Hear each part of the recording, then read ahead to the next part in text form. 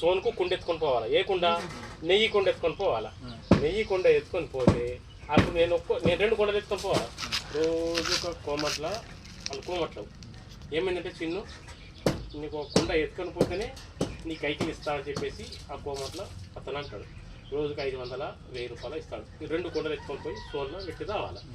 అయితే ఏమైంది, ఆ రోజు ఆ నెయ్యి ఆ కుండ ఎత్తుకపోయాడైనా ఆ రోజు కైకిలు రాలేడు.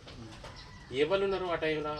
మటన్లు చంపిన మనిషి, హత్యలు చేసిన మనిషి ఆ రోజు ఊళ్ళో కనబడ్డాడు. కోమట్లతో ఆ 2 కుండలు ఎత్తుకపోడు వీలు కాదు, ఒకటే కుండ పోతుంది ఒక మనిషితో, వాగుల కంచి నడిచిపోవాలి.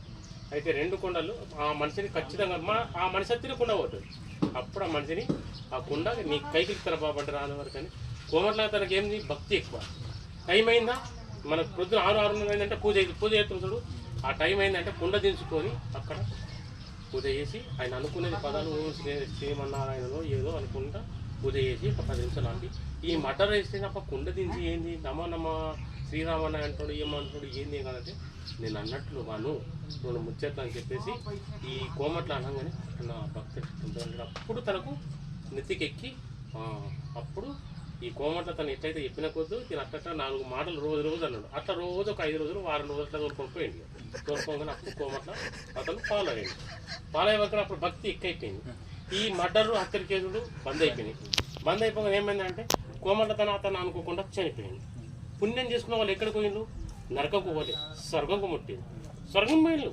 అయితే ఈ తన ఏమైంది హత్యలు కేసు కదా కోమట్ల చనిపోయిన తర్వాత 2వ రోజుకు మరునాడు ఈ హత్య మంటలు చేస్తే చనిపోయింది.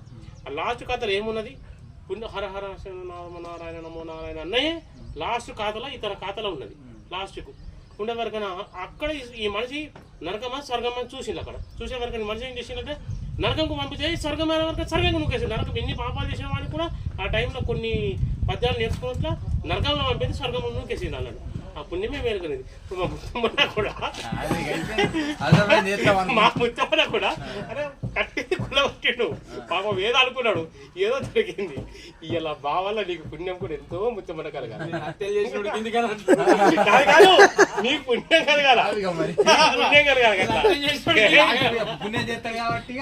నీకు పుణ్యం మా వల్ల ఇప్పుడు నీ వల్ల పుణ్యం కాదు అట్లా ఎన్నో జరగాల ముత్తమ్మన్న. అరే నాయన పంపిరా.